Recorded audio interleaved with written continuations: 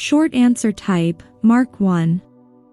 1. Who is the poet of the poem On Killing a Tree?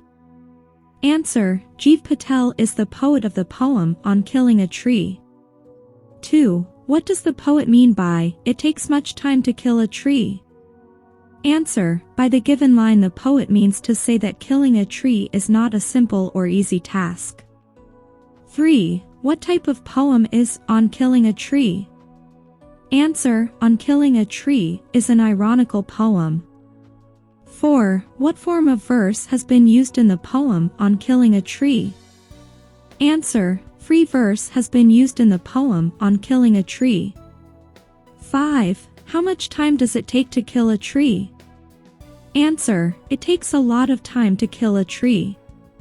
6. Why is the poem so easy to read? Answer, the poem On Killing a Tree is very easy to read because it has been composed conversational tone. 7. Where does irony lie in the poem On Killing a Tree?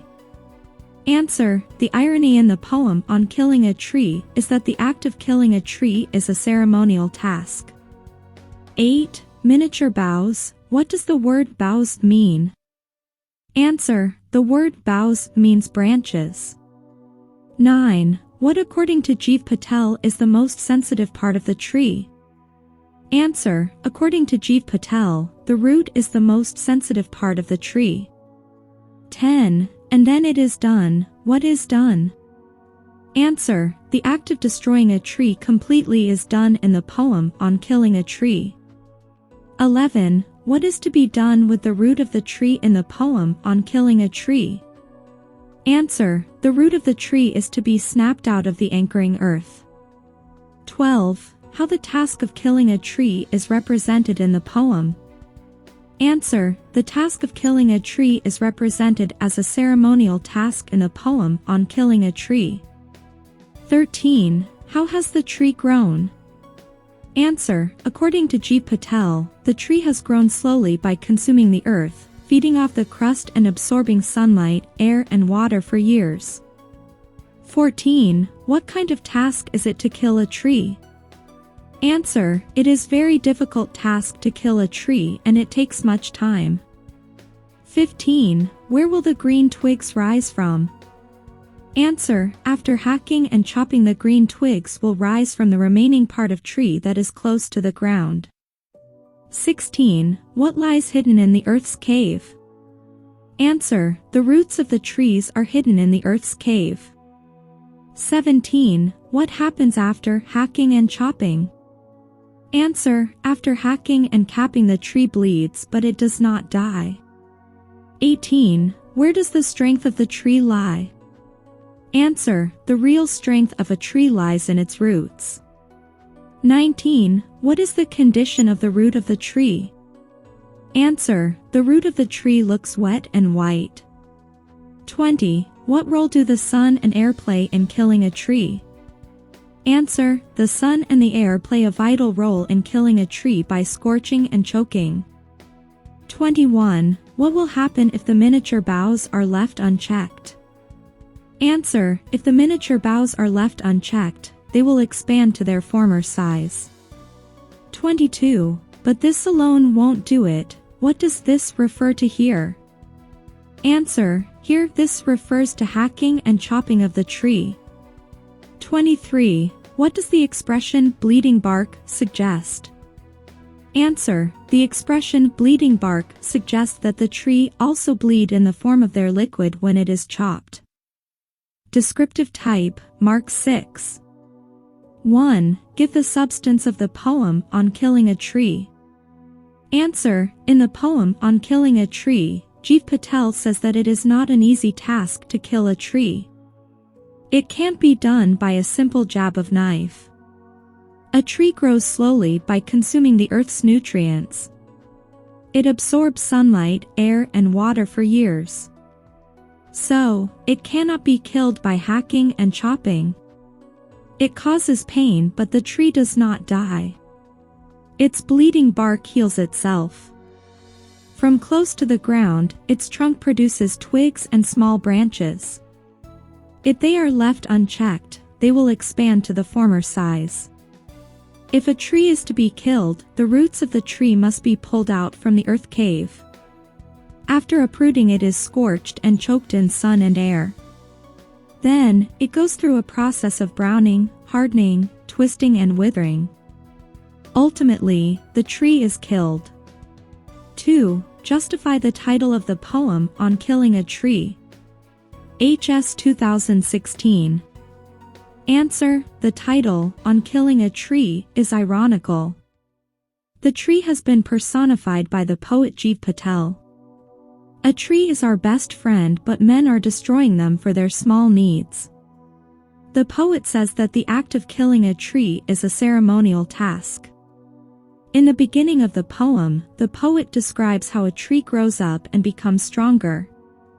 As a simple jab or hacking and chopping cannot kill a tree, the poet has described the whole method to kill a tree.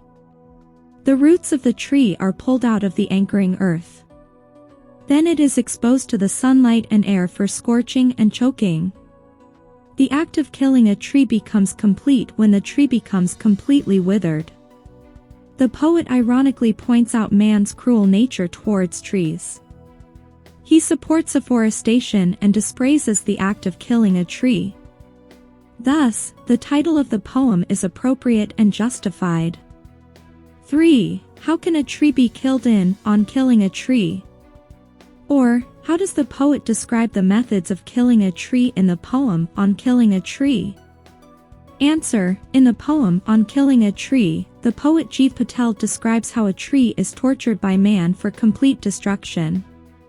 He says that killing a tree is a difficult task because a tree grows slowly by consuming the earth and absorbing sunlight and air. It cannot done by a simple jab of knife. A tree cannot be killed even by hacking and chopping. The bleeding bark of the tree will heal itself. Its roots are firmly fixed in the anchoring earth. So, in order to kill a tree, it must be uprooted.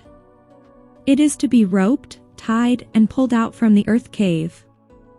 After uprooting, the root is to be exposed to sunlight and air for scorching and choking. Then, it goes through a process of browning, hardening, twisting and withering. Thus, the tree is killed completely. 4. How does the poet describe the growth of the tree in the first stanza of the poem? Or how does the poet describe the growth of a tree over the years? Answer: in the first stanza of the poem On Killing a Tree, the poet Gieve Patel describes the growth of a tree. He says that the seed of a tree germinates under the soil. The little plant gets its nutrients from the earth. It grows very slowly. Then it absorbs sunlight, water and air for many years. The bark of the tree looks ugly because it is rough and has crooked lines on it. It is very ironical that soft and green leaves come out of the leprous hide. Gradually, it grows into a big tree. 5. Give the central idea of the poem On Killing a Tree. Answer: the poem On Killing a Tree presents the true love of the poet for nature. It shows Gieve Patel's deep concern for indiscriminate felling of trees.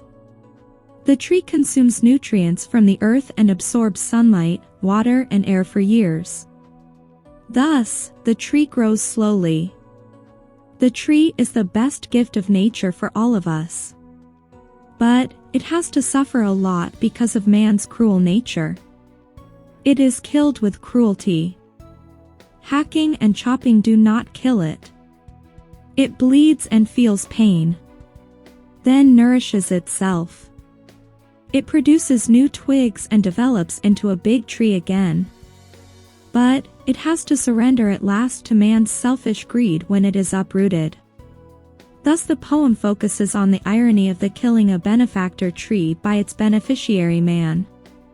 6. It takes much time to kill a tree. Why does it take much time to kill a tree? How is the tree finally killed? Answer: a tree has grown slowly, consuming the nutrients from the earth. It has fed upon the crust and also absorbed sunlight, air, and water over the years. Roots are deep-rooted. It has the strength to heal its bleeding bark. It has the resistance to survive against any outside assault. So, it takes much time to kill a tree. A simple jab of knife, hacking, and chopping cannot kill a tree. To kill a tree, roots have to be pulled out by tying a rope. They have to be exposed in the sun and air for scorching and chalking. Finally, when they will turn into brown, hard, twisted, and withered, the tree will die completely. 7. How does the tree offer resistance to its destruction? How does its resistance fail? Answer: it is very difficult to kill a tree. A simple jab of knife, hacking, and chopping can only inflict pain and bleed the bark of the tree. It will gradually recover itself. After some time, curled green twigs and branches will appear from the stem. If it is unchecked, they will expand to their former shape. So, a tree offers great resistance to its destruction. The resistance of a tree fails when the roots are uprooted by tying a rope. Roots are the source of all strength. They are the most sensitive parts of the tree, white and wet. When they are exposed to the sun and the air, they are scorched and withered and finally killed. 8. And then it is done. What is being referred to here? How is it done? On what tone does the poem end? ANS. The devilish act of killing a tree is referred to here. It is done by uprooting the tree. The tree has to be roped and pulled out from the earth cave. Roots are the source of all strength. They have to be exposed to the sun and air for scorching and chalking. And when they are turned into brown, hard, twisted, and withered, the tree is killed completely. The poem ends in an ironic tone. It shows a tragic end of a tree by man's cruelty and greed. The tree symbolizes nature, and its destruction shows man's utter folly of destroying himself.